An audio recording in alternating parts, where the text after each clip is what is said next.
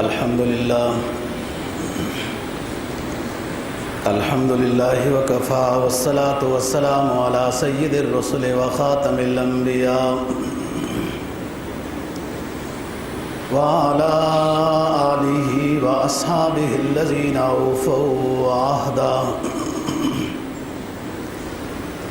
الذين هم خلاصة العرب العرباء وخير الخلائق بعد الأنبياء. أما بعد فأعوذ بالله من الشيطان الرجيم.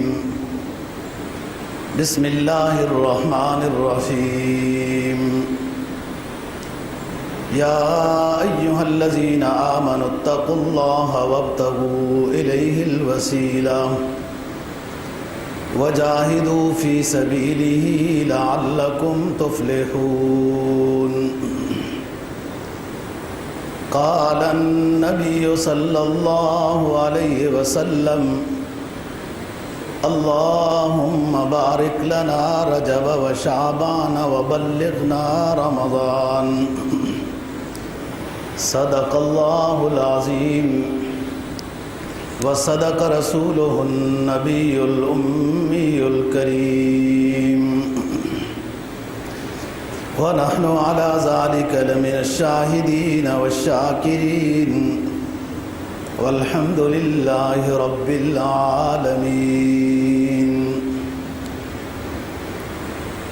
چھٹا پارہ سورہ مائدہ کی ایک آیت کریمہ اور جناب نبی پاک صلی اللہ علیہ وسلم کا ایک دعائیہ جملہ جس کو امام بیہقی نے شعب ایمان میں نقل کیا ہے، آپ کے سامنے تلاوت کیا ہے. فرمایا اللہ رب العزت نے یا ایھا الذین آمنوا اتقوا اللہ وابتغوا الیہ الوسیلہ، اے ایمان والو متقی بن جاؤ، تقوی والے ہو جاؤ، اللہ سے ڈرو. وابتغوا الیہ الوسیلہ، اور اللہ تک پہنچنے کا وسیلہ تلاش کرو، اللہ تک پہنچنے کا وسیلہ حاصل کرو.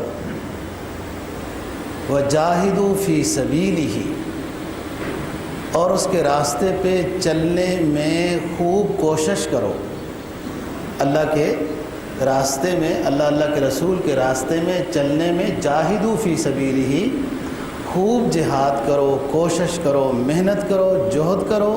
لعلکم تفلحون، تو یقیناً تم کامیاب ہو جاؤ گے.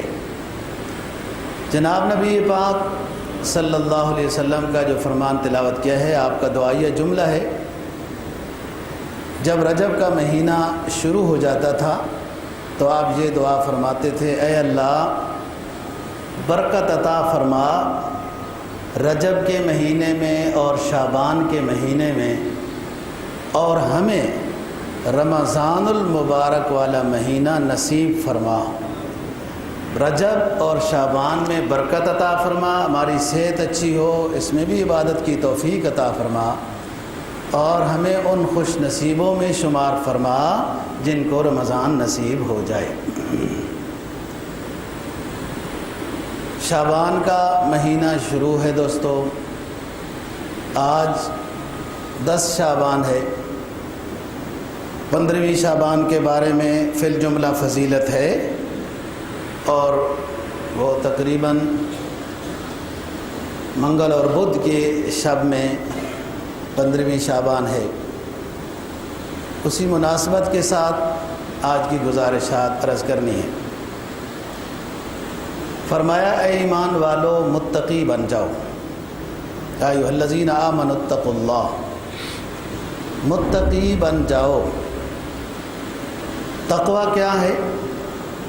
اعمال صالحہ کو بجا لانا اور گناہوں سے بچنا، یہ تقوی ہے.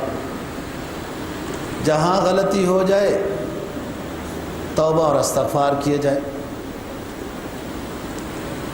اور جب انسان متقی ہو جاتا ہے پھر تقوی کے درجے ہیں.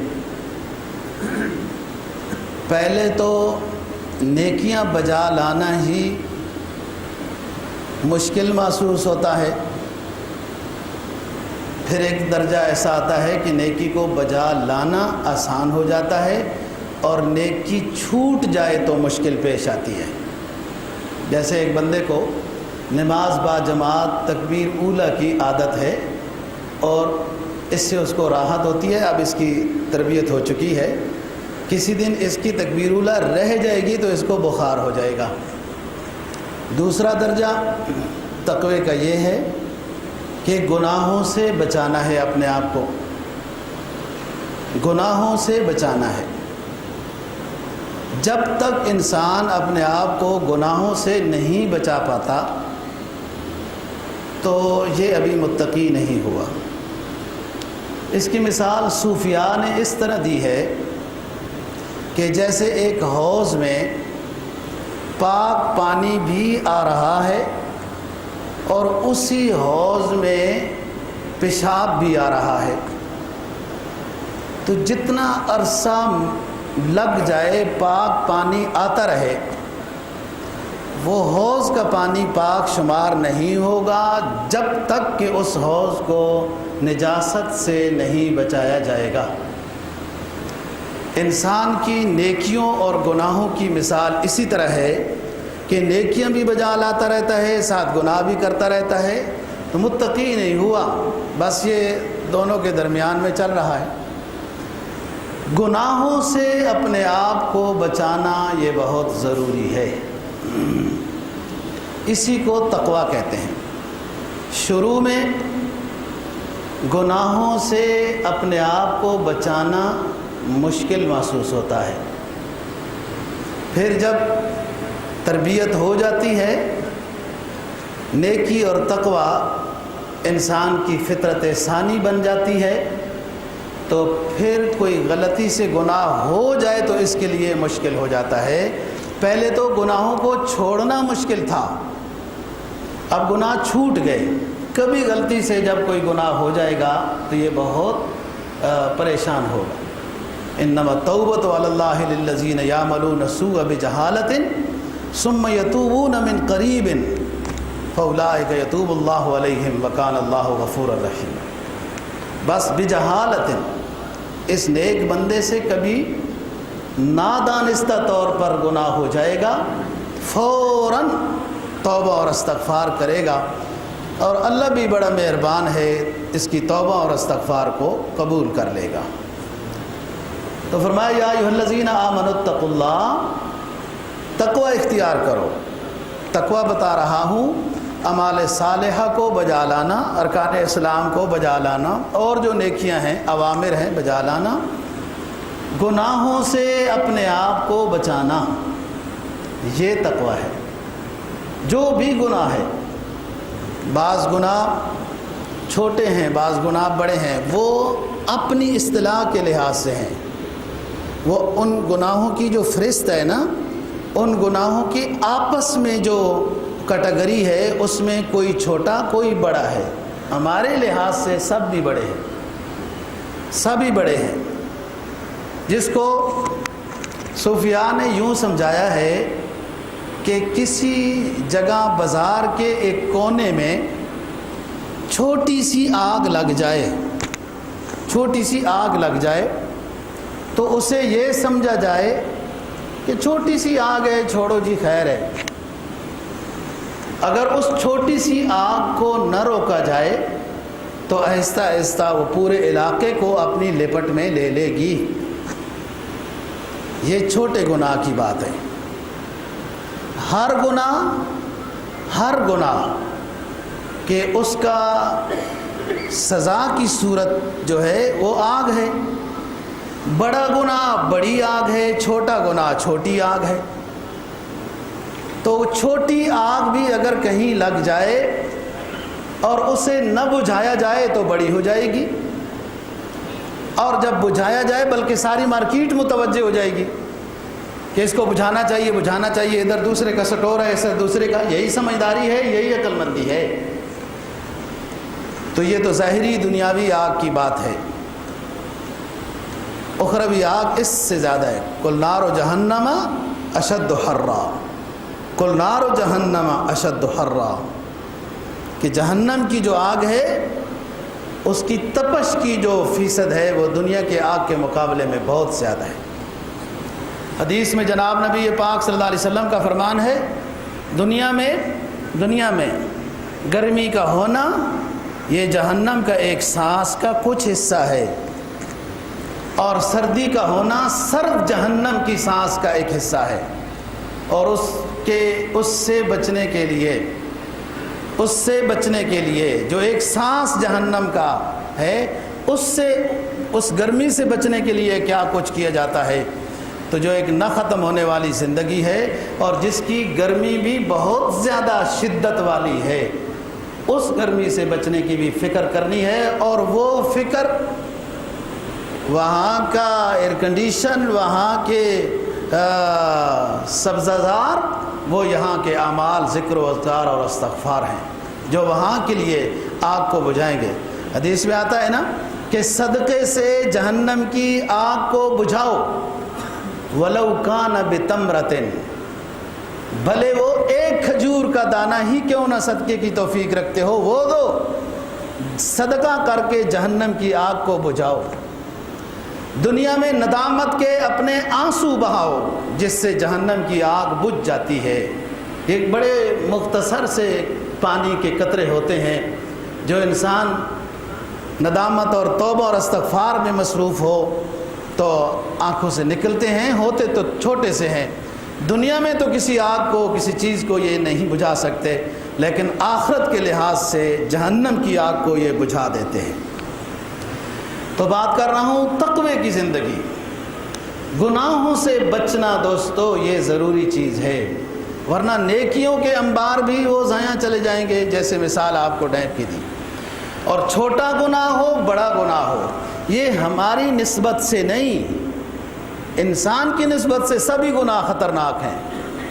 یہ نہیں کہ چھوٹے گناہ پر گرفت نہیں ہے، چھوٹے گناہ پر یہ مطلب نہیں ہے کہ چھوٹے گناہ پر گرفت نہیں ہے۔ اب نظر بد چھوٹا گناہ ہے، پہلی نظر معاف ہے، جو غلطی سے اچانک پڑ گئی کسی غیر محرم پر، دوبارہ شوق اور ارادے کے ساتھ جب غیر محرم کو دیکھتا ہے، چھوٹا گناہ ہے۔ لیکن حدیث میں آتا ہے کہ جہنم کی آگ سے لوہے کی سلاخوں کو دہکا کر اس کی آنکھوں میں سرما ڈالا جائے گا۔ ہے تو چھوٹا گناہ، یہ جو بتا رہا ہوں بات، یہ چھوٹا گناہ بڑا گناہ، یہ گناہوں کی فہرست کی آپس میں اپنی اصطلاح ہے۔ ہمارے لحاظ سے ہر گناہ جو انسان کی گرفت کے لحاظ سے ہے وہ ہر گناہ بڑا ہے، لہذا ہر گناہ سے بچنا ہے، اور جیسے گناہ ہو جائے اس سے توبہ اور استغفار کرنی ہے۔ یہ موقع ہے دوستو، یہ ہاتھ نہیں آئے گا، یہ موقع ہے، یہ زندگی، یہ صحت، یہ جو اوقات فراغت کے، یہ دوبارہ نصیب نہیں ہوں گے۔ یہ اللہ کی عنایت و فضل ہے کہ یہ نصیب ہو رہے ہیں، اور یہ قیمتی سے قیمتی تر بنائے جا سکتے ہیں۔ دنیا مزرعۃ الآخرہ، دنیا آخرت کی کھیتی ہے۔ یہاں چند سال رہنے کے لیے اچھی جگہ میں گھر بھی بنایا جاتا ہے، گھر میں ہر سہولت رکھی جاتی ہے، فلاں کیا جاتا ہے، اور کیا زندگی ہے۔ 70 سال بھی مشکل سے ہے۔ آج کل کی خوراک اور دوائیاں اور آب و ہوا اور فلان جو ہے نا جی، یہ 70 سال بھی بڑا مشکل ہے۔ اس 70 سال جو معلوم ہی نہیں ہوتا، جن کو 309 سال سلایا نا جی، اللہ پاک نے پوچھا کم لبستم، وہ کتنے سوئے ہو؟ قالوا لبسنا یوما او بعض یوم، آدھا دن یہ جتنا قیلولہ کیا جاتا ہے اتنے ہی سوئے ہیں۔ یہ تو 100 سال کی زندگی سلایا حضرت عزیر علیہ السلام کو، پوچھا کم لبستا، لبست یوما او بعض یوم۔ اللہ کے پیغمبر نے بھی اللہ کے جواب میں، سوال کے جواب میں یہ عرض کیا بس دن کا کچھ حصہ سویا ہوں۔ فرمایا نہیں، 100 سال سوئے ہو، اپنا کھانا بھی دیکھ لو، اپنی سواری بھی اب دیکھ لو۔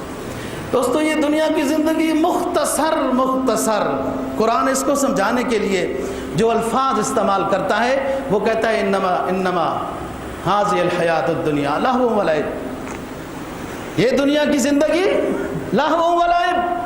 کیا مطلب؟ جیسے کھیل ہوئی، لوگ کھیلنے گئے، تماشا دیکھنے گئے، کھیل ختم ہو گئی اور وہ ختم ہو گئے۔ مسلمان کھیلنے کے لیے نہیں آیا، ہمیں تو پتہ نہیں ہوتا، ادھر ہمارے مسلمان بچیوں کو زندہ جلایا جا رہا ہے، ادھر بم برسائے جا رہے ہیں، ادھر یہ کیا جا رہا ہے، اور ہم جناب کوئی کھیل میں مصروف، کوئی تماشا دیکھنے میں مصروف۔ یہ اس مسلمان کی پہچان ہو گئی ہے، یہ نہیں تھی پہچان۔ یہ دنیا انما الحیات الدنیا لہو و لعب، یہ کھیل تماشا ہے۔ لہذا یہ جو چند دن مل رہے ہیں اس پر شکر بجا لایا جائے اور اعمال صالحہ کو بجا لایا جائے، گناہوں سے اپنے آپ کو بچانے کی مشق کی جائے۔ جب تک گناہوں سے اپنے آپ کو نہیں بچائے گا متقی نہیں ہو پائے گا۔ اور یہ عذر کہ جناب دنیا میں رہنا مشکل ہے، یوں مشکل ہے، یہاں تو یوں ہوتا ہے، یہ عذر سوچ لیا جائے۔ حضرت تھانوی رحمہ اللہ تعالیٰ نے لکھا ہے کہ یہ عذر سوچ لیا جائے کہ جب آخرت میں اللہ کے سامنے سوال ہوں گے تو کیا یہ عذر ہمارا قابل قبول ہو جائے گا کہ دنیا میں رہنا بڑا مشکل تھا، حالات ایسے تھے، ماحول ایسا تھا، رسم و رواج ایسا تھا، ہم سے نیکیاں نہیں ہو سکی اور گناہ ہو گئے۔ اللہ تعالیٰ کا عجیب نظام ہے دوستو۔ جس جگہ میں ماحول آپ جیسا سمجھتے ہیں کہ ویسا ہے، جیسا بھی آپ سمجھ رہے ہیں کہ بڑی مشکل ہے، اسی ماحول میں، اسی علاقے، اسی محلے میں اللہ تعالیٰ اپنا نیک بندہ لوگوں کو دکھا دیتے ہیں کہ یہ اسی دنیا کا فرد ہے، یہ یہاں کی دال ساگ کھا رہا ہے، اسی موسم کی آب و ہوا کو لے رہا ہے، یہ کیسا نیک ہو گیا، یہ کیسا متقی ہو گیا۔ جب مشکل ہوتی ہے چیز تو سب کے لیے مشکل ہوتی ہے نا۔ جو دشوار سمجھو تو دشواریاں ہیں، اسلام کو جو دشوار سمجھو تو دشواریاں ہیں، جو آسان سمجھو تو آسانیاں ہیں۔ تو گناہوں سے بچنا، جب ہمت ہو جائے فَإِذَا عَزَمْتَ فَتَوَكَّلْ عَلَى اللَّهِ، پورا ماحول خراب ہے، حتیٰ کہ گھرانہ بھی خراب ہے۔ حضرت ابراہیم علیہ السلام کی بات کر رہا ہوں، قرآن کہتا ہے اِنَّ ابراہیم کان امتاً، اِنَّ ابراہیم کان امتاً قانتا للہ حنیفا۔ وہ ابراہیم جو ایک تھے، بظاہر جو ایک تھے، حقیقت میں ایک نہیں، جماعت تھے، پورے علاقے اور بادشاہ زمانہ کا مقابلہ کر کے دکھا دیا۔ کیوں؟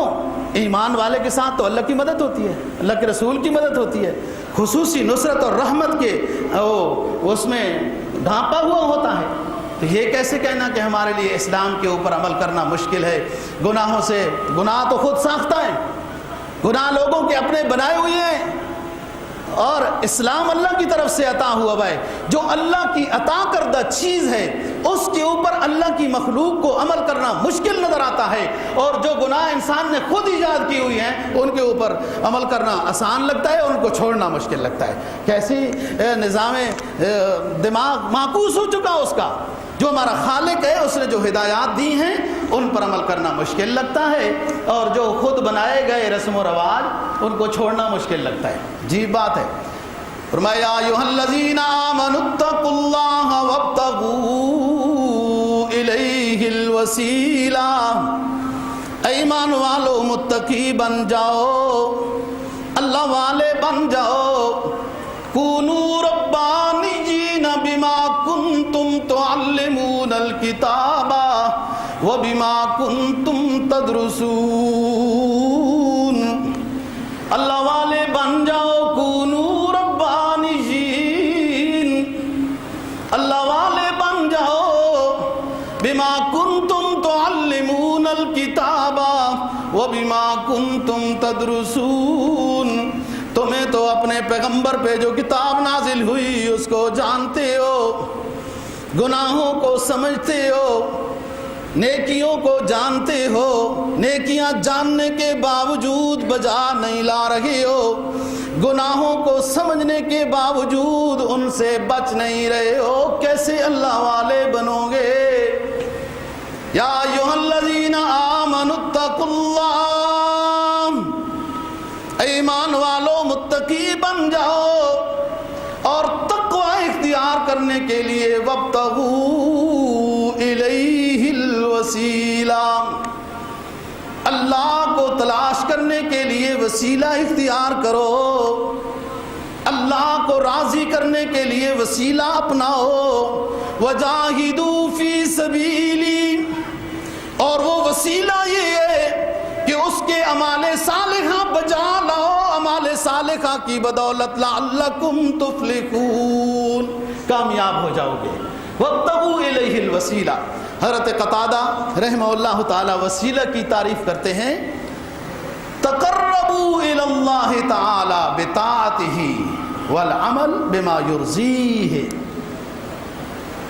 الوسیلہ تقربوا الی اللہ تعالی بطاعتہ والعمل بما یرضیہ۔ وسیلہ یہ ہے کہ اللہ کا قرب حاصل کرو، اس کا فرمان مان کر، اس نے جو ہدایات دی ہیں، اس نے اور اس کے رسول نے جو ہدایات دی ہیں ان پر عمل کر کے، اور ایسے اعمال بجا لا کہ جن سے وہ خوش ہو جاتا ہے۔ تو یہ وسیلہ ہے عمل صالح جس میں کسی کا کوئی اختلاف نہیں ہے، نہ اصحاب الظواہر کا، نہ اہل سنت کا، نہ اہل حدیث کا، نہ کسی کا۔ الوسیلہ سے مراد ایمان اور عمل صالح ہے، گناہوں سے بچنا ہے۔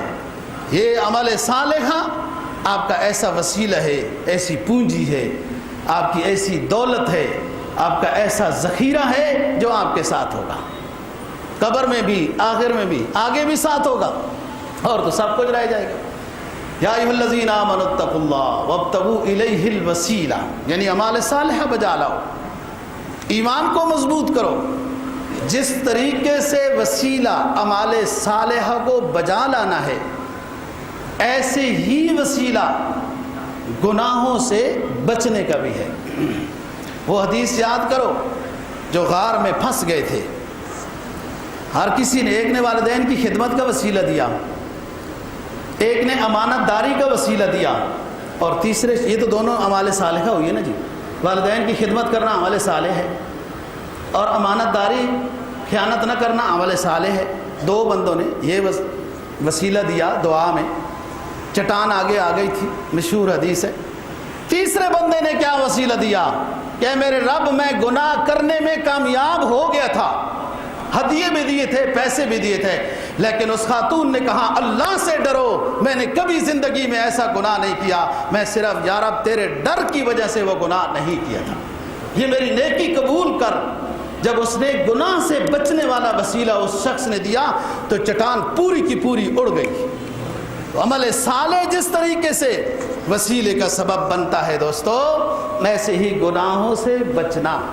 اب تو گناہ کو اس طرح مزین کر کے پیش کیا گیا ہے نا جی، جناب کوئی گانے کو گناہ نہیں سمجھتا، کوئی ناچنے رقص کو کوئی گناہ نہیں سمجھتا، کوئی ہجڑوں کو نچانے کو کوئی گناہ نہیں سکتا، فلم کو کوئی گناہ نہیں سمجھ رہا۔ یہ عجیب بات ہو گئی، یہ پیش کیا جا رہا ہے، اور اس انسان کو جو اشرف المخلوق ہے، جس کو اللہ نے جنت کے لیے پیدا کیا، اس کو جہنم کا ایندھن بنایا جا رہا ہے، اور گناہ کو گناہ سمجھنا مشکل ہو گیا۔ قرآن کیا کہتا ہے؟ فرمایا زُيِّنَ لِلنَّاسِ حُبُّ الشَّهَوَاتِ مِنَ النِّسَاءِ وَالْبَنِينَ وَالْقَنَاطِيرِ الْمُقَنطَرَةِ مِنَ الذَّهَبِ وَالْفِضَّةِ وَالْخَيْلِ الْمُسَوَّمَةِ وَالْأَنْعَامِ وَالْحَرْثِ ذَلِكَ مَتَاعُ الْحَيَاةِ الدُّنْيَا وَاللَّهُ عِندَهُ حُسْنُ الْمَآبِ۔ اور ایمان والو، شیطان تمہیں ہر طرح کی گناہوں والی چیزیں مزین کر کے پیش کرتا ہے، اس کے دھوکے میں نہ آئے، چندن کی زندگی ہے، واللہ عندہ حسن المآب، اللہ کے ہاں ٹھکانہ عمدہ، رہائش عمدہ، محلات عمدہ، خوراک عمدہ، لباس عمدہ، اور زندگی وہ جو کبھی ختم نہیں ہوگی، اس کی تیاری کرو۔ یا ایھا الذین آمنوا اتقوا اللہ وابتغوا الیہ الوسیلہ وجاہدوا فی سبیلی، جاہدوا فی سبیلی، اللہ کے راستے میں۔ یہاں جہاد فی سبیل اللہ یعنی تلوار والا جہاد بھی داخل ہے، اعمال صالحہ والا جہاد بھی داخل ہے، گناہوں سے بچنے والا دھیان۔ تو یہ جو مقابلہ ہوتا ہے رسم و رواج کا، بدعات کا، ان چیزوں کا، تو اسی پر تو ثواب ملتا ہے۔ اب ایسا تو نہیں ہوگا کہ آپ کو اسی طریقے سے خاص احوال میں اسلام دے دیا جائے گا اور یوں ہی اس پر عمل کرو، کوئی مشکل ہی نہیں آئے گی۔ وَزُلْزِلُوا زِلْزَالًا شَدِيدًا، جھنجھوڑا جاتا ہے، آزمایا جاتا ہے، اور یہ زلزلوا زلزالا شدیدا ماحول حالات کے لحاظ سے بھی ہوتا ہے۔ وَلَيَعْلَمَنَّ اللَّهُ الَّذِينَ صَدَقُوا وَلَيَعْلَمَنَّ اللَّهُ الْكَاذِبِينَ۔ ہم آزمائش میں لاتے ہیں، پھر نکھار پیدا کر دیتے ہیں، ہمارے کون ہیں اور دوسرے کون ہیں، کون ہمارے اعمال کے بجا لانے میں جوہد جاہدو، جوہد مسلسل، ایک معیاری محنت کو کہتے ہیں۔ جہاد دونوں ہیں، اعمال صالحہ بجا لانا، گناہوں سے بچنا، یہ بھی جہاد ہے، اور ضرورت پڑے تو کفار کے مقابلے میں تلوار لے کر نکل جانا، وہ بھی جہاد ہے۔ دونوں محنت طلب کام ہے۔ نبی پاک صلی اللہ علیہ وسلم ایک جہاد سے واپس ہوئے، اس جہاد سے واپس ہوئے جس میں تلوار چلی، جس میں خنجر چلے، جس میں نیزے چلے، جس میں بندے شہید ہو گئے، کفار کے مقتول ہو گئے، مردار ہو گئے۔ اس جہاد سے جب واپس آئے، یعنی قتال سے جب واپس آئے، صحابہ کرام رضی اللہ تعالیٰ عنہ، اللہ نے فتح نصیب فرمائی، بہت خوش تھے۔ تو ظاہر ہے ایک خوشی فتح کے بعد ایک فطرتی چیز ہے۔ نبی پاک صلی اللہ علیہ وسلم نے واپسی پر بیان فرمایا، واعظ و نصیحت فرمائی، فرمایا رجانا من الجہاد الاصغر الی الجہاد الاکبر۔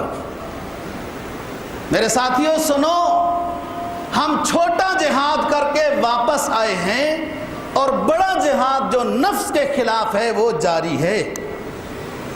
قتال کو، تلوار والے جہاد کو آپ نے چھوٹا جہاد فرمایا، رجانا من الجہاد الاصغر الی الجہاد الاکبر۔ ہم چھوٹے جہاد سے واپس آئے، اس میں تو بڑے جذبات بن جاتے ہیں جناب، پھر ترانے بھی شروع ہو جاتے ہیں، پھر دف بھی بجنا شروع ہو جاتا ہے، اور شہادت کی فضیلت بھی بیان ہو جاتی ہے، جذبات بن جاتے ہیں ایمان والوں کے۔ وہ جہاد چھوٹا ہے، جہاد بالقتال آسان ہو جاتا ہے، فضیلت بھی بڑی، لیکن واپس جب آتا ہے جو نفس کے خلاف جہاد ہے، یہ تو صبح و شام ہے، دن رات ہے، پوری زندگی ہے، جو نفس کے خلاف جہاد ہے، اور یہ انسان کو گناہ کی طرف لے کے جاتا ہے، گناہ کی طرف لے کے جاتا ہے۔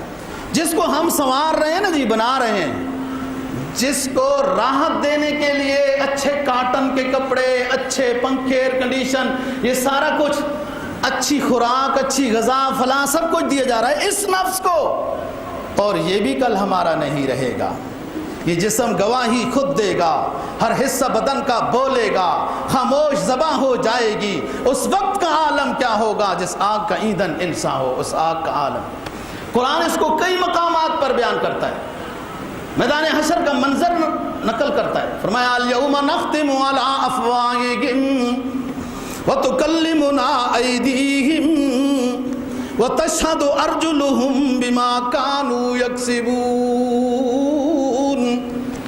ایک زمانہ، ایک دن ایسا آنے والا ہے او مسلمانوں، یہ بولتی بند کر دی جائے گی۔ الیوم نختم علی افواہہم، یہ بولتی بند کر دی جائے گی تمہارے جسم کی۔ تکلمنا ایدیہم، کن غلط جگہوں کو پکڑا تھا یہ ہاتھ خود گواہی دیں گے، کن کو زیادتی کی تھی، مکے مارے تھے، یہ گواہی تمہارے خلاف دیں گے، کن کے سین کر کے جنہیں نقصان پہنچایا تھا، یہ گواہی تمہارے خلاف دیں گے۔ الیوم نختم علی افواہہم وتکلمنا ایدیہم وتشہد ارجلہم، یہ تمہارے پاؤں تمہارے خلاف یا حق میں گواہی دیں گے۔ کیا بتائیں گے؟ بما کانوا یکسبون،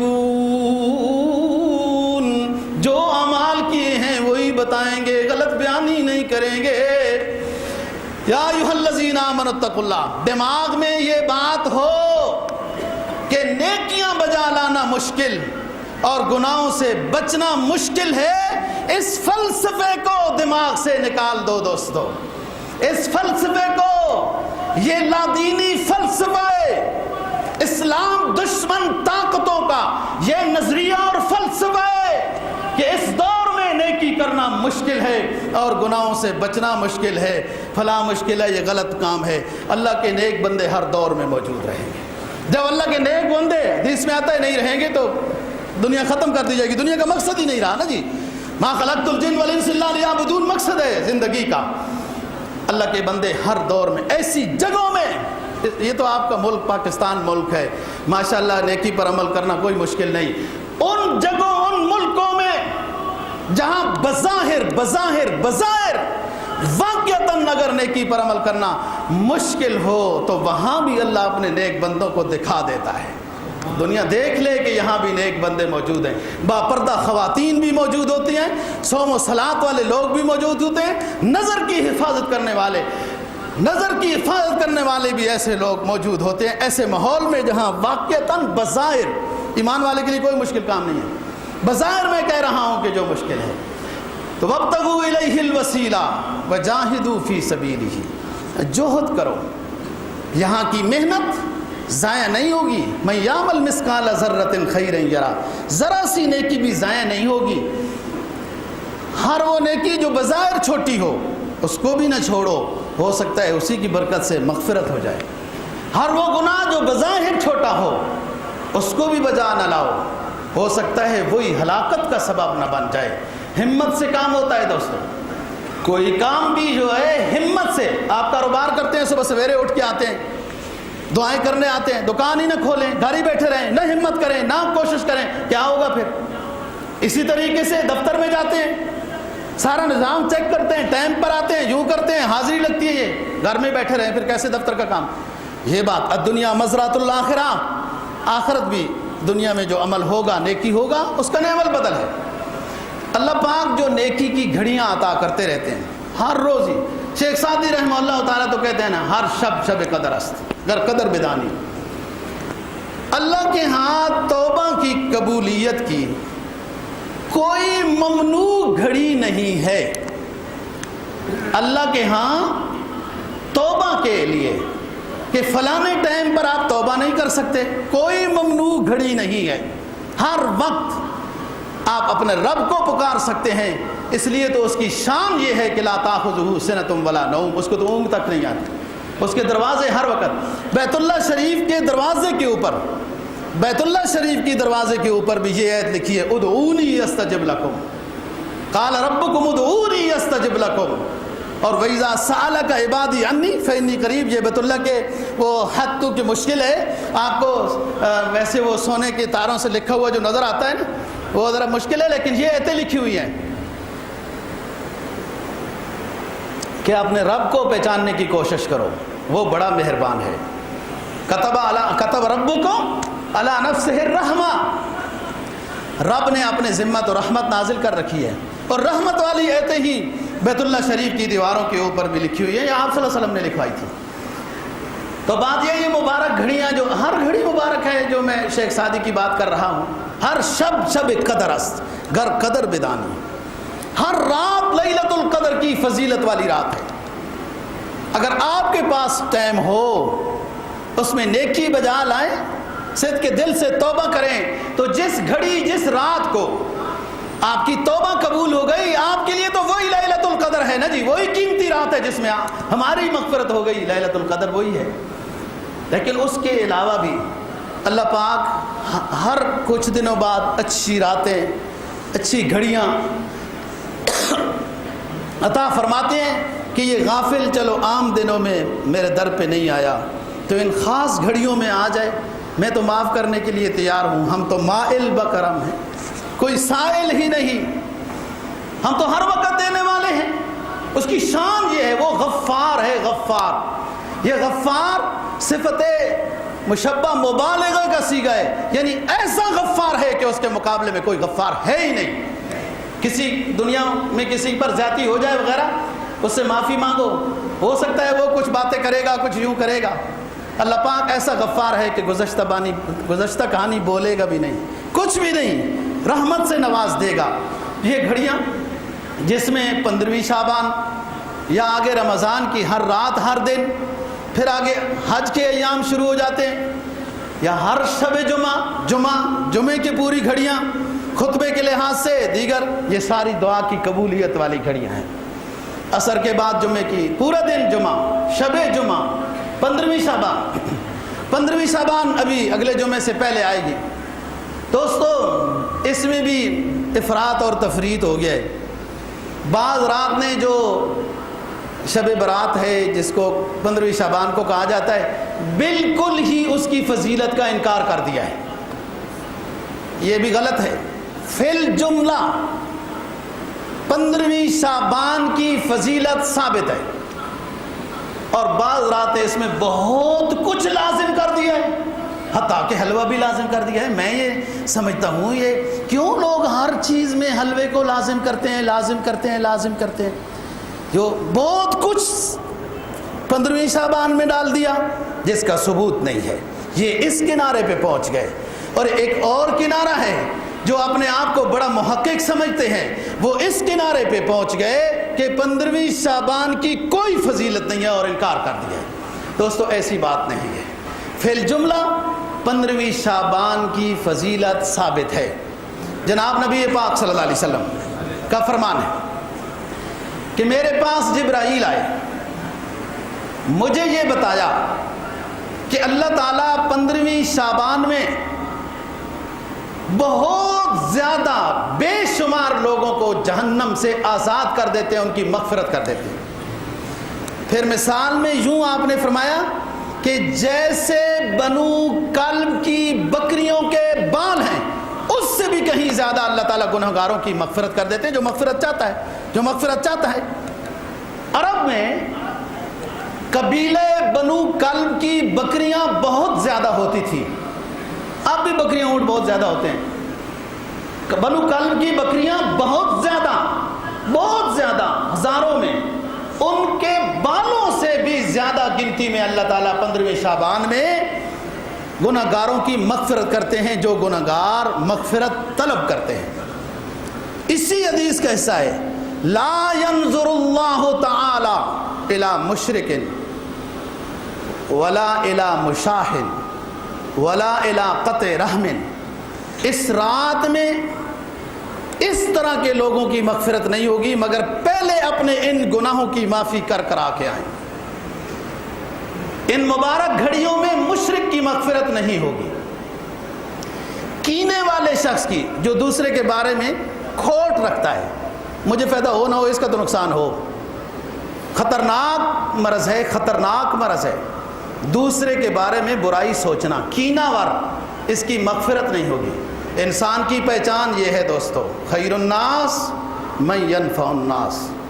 زندگی گزارنے کا کامیاب ترین قیمتی ترین نسخہ جناب نبی پاک صلی اللہ علیہ وسلم کا فرمان ہے کہ لوگو تم میں بہترین شخص وہ ہے جو دوسرے کو فائدہ پہنچائے. دوسرے کو فائدہ نہیں پہنچا سکتے تو اس کے لیے ہدایت کی دعا کرنا یہ بھی فائدہ پہنچانا ہے. تو فرمایا اس ایسی مبارک گھڑیوں میں مشرک جو اللہ کی ذات اور صفات میں شریک ٹھہراتا ہے اس کی مغفرت نہیں ہوگی. کینہ ور کی مغفرت نہیں ہوگی. قطع تعلقی کرنے والے کی مغفرت نہیں ہوگی. اور یہ قطع تعلقی اس سے زیادہ خطرناک ہے. بات یہ صلہ رحمی ہے ہی. حدیث میں فرمایا سلمن قطع، آپ اس رشتہ دار کے ساتھ بھی صلہ رحمی کرو جو آپ کے ساتھ قطع تعلقی کرتا ہے. جو ہدیہ دے آپ بھی دو، ٹھیک ہے یہ بھی بات، لیکن کمال عشق تو وہ ہے نا ادفع باللتی ہی احسن فاذا الذی بینک وبینہ عداوۃ کأنہ ولی حمیم. اس کے ساتھ مہربان بن جاؤ جو تمہارے ساتھ دشمنی کرتا ہے. پھر دیکھو اللہ کی رحمت جب کہ متوجہ ہوتی ہے تو وہ تمہارا گہرا دوست بھی بن جائے گا. بہرحال نمبر پہلی چیز کے مشرک کی مغفرت نہیں ہوگی. نمبر 2 کینہ ور کی. نمبر 3 قطع تعلقی کرنے والے کی. نمبر 4 متکبر کی. اپنے آپ کو انسان پتہ نہیں کیا چیز سمجھتا ہے، تکبر کرتا ہے، اکڑ کے چلتا ہے. حضرت لقمان رضی اللہ عنہ یا علیہ السلام اب مرض الوفات میں اپنے بیٹے کو وصیت کریں نا، فرمایا لا تمشِ فی الارض مرحا انک لن تخرق الارض ولن تبلغ الجبال طولا. ہم نے دیکھے ہیں کتنے کہ جن کا معطر بدن تھا مشین چلن تھا، جب قبر کہن ان کی کھودی تو نہ عضو بدن تھا نہ تارے کفن تھا۔ یہ انسان قبر کا مہمان تکبر کس چیز کا کرتا ہے؟ وہ جو اس کے پاس اپنا مال ہے، اپنی سرداری ہے، اپنا سب کچھ ہے نا جی، بظاہر اس کے باغات وغیرہ وہ بھی تو اس کے نہیں ختم ہو جائیں گے۔ اور یہ جو حکومتی افسر ہوتے ہیں بڑے بڑے، بعض ماشاءاللہ اچھے بھی ہوتے ہیں، ہوئے ہوئے ہوئے ہوئے ہوئے، کبھی واسطہ نہیں پڑا تو جا کے دیکھو، وہ اتنی ٹیڑھی کرسی ہو، یار تو حکومت کا ملازم ہے، ہمارے ٹیکسوں کے ساتھ تو تمہاری تنخواہیں ہو رہی ہیں، یہ انسانی خدمت کے لیے تمہیں افسر بڑا بنایا گیا ہے۔ اچھے اخلاق سب سے قیمتی ذخیرہ ہے، اچھے اخلاق نبی کی پہچان ہے، اچھے اخلاق انسان کو جنت تک پہنچا دیں گے۔ جو انسان آپ کے پاس آیا، سائل آیا، قرآن مجید نے تو اس حد تک کہا وَأَمَّا السَّائِلَ فَلَا تَنْهَرْ، کوئی سوال کرنے والا آیا بھلے وہ مستحق ہے یا نہیں ہے، آپ سے سوال کیا، آپ نہیں دے سکتے تب بھی جھڑکنے کی اجازت نہیں ہے، ڈانٹنے کی اجازت نہیں ہے۔ اور جو حکومتی ادارے ہیں بڑے بڑے اس میں حضرات بیٹھے ہوتے ہیں، وہ تو عوام کے کام کرنے کے لیے بیٹھے ہیں، ان کی تو ذمہ داری ہے، قانون کے خلاف ہے نہیں کر سکتے ہیں، اخلاق سے پیش آنا تو بڑی اونچی بات۔ اور یہ کرسی تو بالکل ہی عارضی ہے، وہ یار لوگ بادشاہوں سے چھین لیتے ہیں اور وہ کہتے ہیں کیوں نکالا، بادشاہوں سے چھین لیتے ہیں تو ہماری عارضی کرسی کیا ہے، ویسے ہی 60 سال کے بعد روانہ ہو جانا ہے۔ فرمایا لا تمشی فی الارض مرحا انک لن تخرق الارض ولن تبلغ الجبال طولا۔ اے میرے لخت جگر، لقمان اپنے لخت جگر کو قیمتی بول دے رہا ہے، جاتے وقت اپنی نظریں بند کرنے سے پہلے اپنے بیٹے کی نظریں کھول رہا ہے۔ لا تمشی فی الارض مرحا، اے میرے لخت جگر زمین پہ اکڑ کے نہ چلنا، تکبر نہ کرنا، اللہ کو پسند نہیں ہے، عاجزی سے چلنا، وقار سے چلنا، نہ تکبر کر کے پہاڑوں کی بلندیوں کو پہنچ سکتا ہے، نہ زمین کو چیر سکتا ہے۔ مشرک کی مغفرت نہیں ہوگی ان مبارک گھڑیوں میں، کینہ ور کی مغفرت نہیں ہوگی ان مبارک گھڑیوں میں، اور قطع تعلقی کرنے والے کی مغفرت نہیں ہوگی ان گھڑیوں میں، متکبر کی مغفرت نہیں ہوگی ان گھڑیوں میں، والدین کے نافرمان کی بھی ان مبارک گھڑیوں میں مغفرت نہیں ہوگی، پہلے انہیں راضی کرے۔ اور جو شراب پینے کا مریض ہے، شراب پینے کا عادی ہے، پہلے شراب سے توبہ کر کے آئے، پھر اس مبارک گھڑی میں ہم سے اور گناہوں کی معافی چاہے۔ تو فی الجملہ دوستو 15ویں شعبان میں فضیلت ثابت ہے۔ نبی پاک صلی اللہ علیہ وسلم کا فرمان، فرمایا اذا بقی نصف من شعبان فلا تصوموا، شعبان میں روزے رکھو، ایام 20 کے روزے رکھو، 13ویں 14ویں 15ویں چاند، اس میں 15ویں شعبان خود آ جاتی ہے، لیکن جب 15 شعبان ہو جائے تو اس کے بعد بہتر ہے روزے نہ رکھو، 15 شعبان کے بعد روزے نہ رکھو، کہیں کمزور نہ ہو جاؤ، اصل چیز سے محروم نہ ہو جاؤ۔ حضرت عمر فاروق رضی اللہ تعالیٰ عنہ کے زمانے کا واقعہ ہے، ان کا ساتھی صبح کی نماز میں نہیں آیا، ہم نے کہا وہ فلانا صبح کی نماز میں کیوں نہیں آیا، اس تک پہنچ گئے، یہ عمر ہے نا، ان کی نیند 2 گھنٹے میں پوری ہو جاتی تھی اور ہماری 12 گھنٹے میں نہیں پوری ہوتی، رات کو جو تہجد پڑھ کے چکر لگاتے ہیں، اس ساتھی پر پہنچ گئے، بھائی صبح کی نماز میں حاضر نہیں ہوئے، اس نے کہا حضور ساری رات نفل پڑھتا رہا، جب صبح کی نماز کا وقت آیا تو آنکھ بند ہو گئی، فرمایا ساری رات سو جاتا اور صبح کی نماز باجماعت پڑھتا تو یہ بہتر تھی۔ حدیث میں جناب نبی پاک صلی اللہ علیہ وسلم کا فرمان ہے، جب اٹھو عبادت کرو، طبیعت میں انشراح ہے، نیند نہیں ہے، عبادت کرو، اگر طبیعت صحیح نہیں ہے، نیند آ رہی ہے، سو جاؤ، یہ نفلی نماز کی بات ہے۔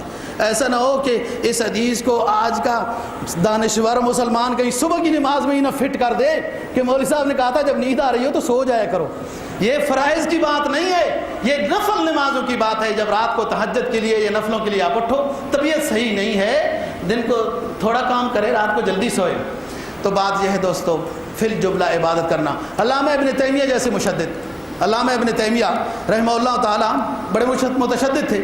ان سے کسی نے پوچھا کہ یہ 15ویں شعبان کو عبادت کرنی چاہیے یا نہیں, حدیثوں سے ثابت ہے یا نہیں؟ کہنے لگے فی الجملہ ثابت ہے, لیکن اچھی بات ہے اپنے گھر میں اگر عبادت کرے تو اچھی بات ہے, بہت زیادہ شور غل وغیرہ نہ ہو. خیر القرون کے لوگ احناف یہ کہتے ہیں کہ ہمارے زمانے میں بھی لوگ 15ویں شعبان کو عبادت کرتے تھے, مسجدیں کھلی رہتی تھیں, لوگ آتے تھے, عبادت کرتے تھے, ذکر و اذکار توبہ اور استغفار کرتے تھے.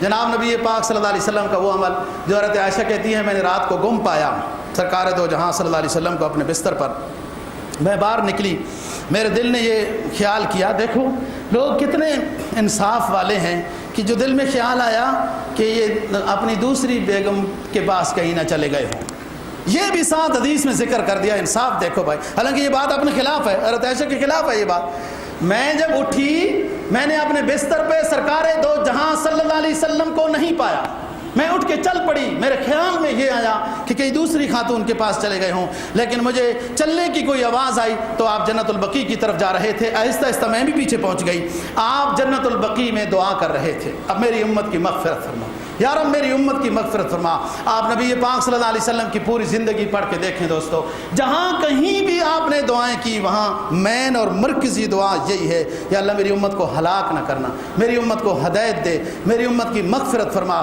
اس کو جنت الفردوس عطا فرما. دوستو ہمارے ذمہ بھی کوئی حق ہے کہ نبی پاک صلی اللہ علیہ وسلم کی سنت پر عمل کریں. اللہ دین کی سمجھ اور عمل کی توفیق نصیب فرما.